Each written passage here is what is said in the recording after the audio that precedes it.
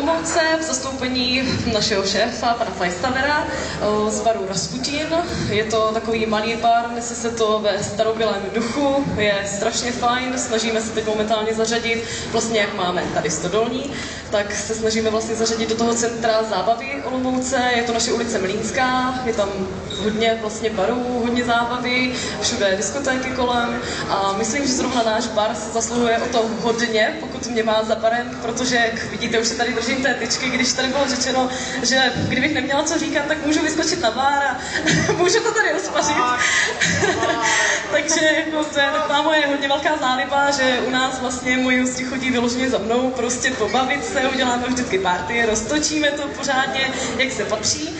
No a Plzeň vlastně se mi naučila pít hodně, jak bylo řečeno, Radegast se vlastně točí hodně, je oblíbený, ale u nás ho máme taky, ale naučila jsem se vlastně na tu Plzeň vlastně všechny moje štamgasty. Mají už radši a Radek už pokulhává. Tak pojďme na to. Já jsem připraven, já jsem jí udělal krok stranou, kdyby si se kolem kytiče roztočila. No, měla jsem to v plánu, ale tak uvidíme. Doufám, že uvidíme.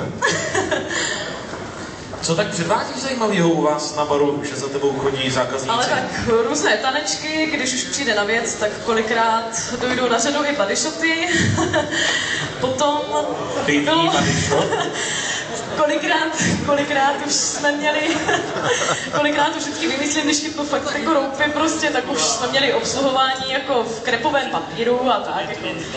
Musíme prostě povolit lidi pořádně. Proč si dneska teda se oblíkla normálně trapně do oblečení? Je to škoda, fakt jsem si říkala prostě, že bych ten krepový papír mohla vzít sebou, no. My jsme třeba dodali i nějakou samolepku, že by se mohla oblíct třeba jenom do samolepek. No, tak to je dobrý nápad na příští party, tak určitě vás zvu všechny do Olomouckého Rasputinu a snad si to pořádně užijeme. Budeme těma samolepkama šetřit. To nevadí, na to jsem taky zvykla, tam ten krepový papír moc nevydržel. Čím dál víc mě mrzí, že jsi dneska přišla do oblečení.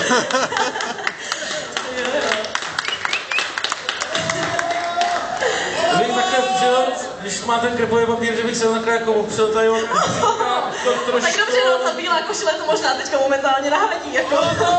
To možná, že už rovnou mít mokré tričko.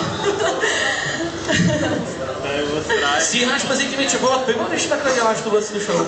Určitě stíhám točit pivo, dělám to pořád ráda, do toho i ty panáky, jsem tam nějaké házení s flaškama a tak, takže prostě pořád, no, pro lidi. Škoda, že se nedá teda pravda pohazovat pivníma sudama, nebo vy máte tanky?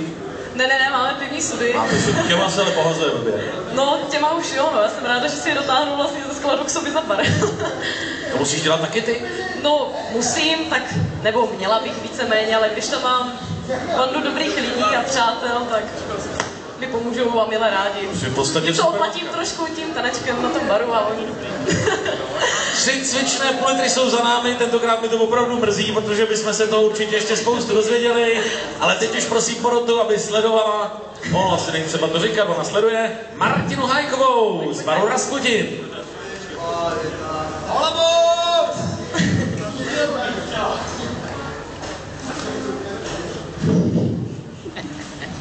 Povídej. Maličku se vytká třepou ruky, jak se soustředím, ale tak doufejme, že to nebude nic hrozného. Dá se dělat bodyshot taky s pivem? Bodyshot s pivem, no, to jsme zkoušeli jednou a byla jsem světá od hlavy až špatně, no, ono je to pak blík celkem smívám, jako, ten chlast, je to fakt lepší, no. Ono to tak nelepí, jak to bylo. Třeba mít, že velký popik na to. No, tak asi nemám moc velký problém. Už ho mám vycvičený z toho piva.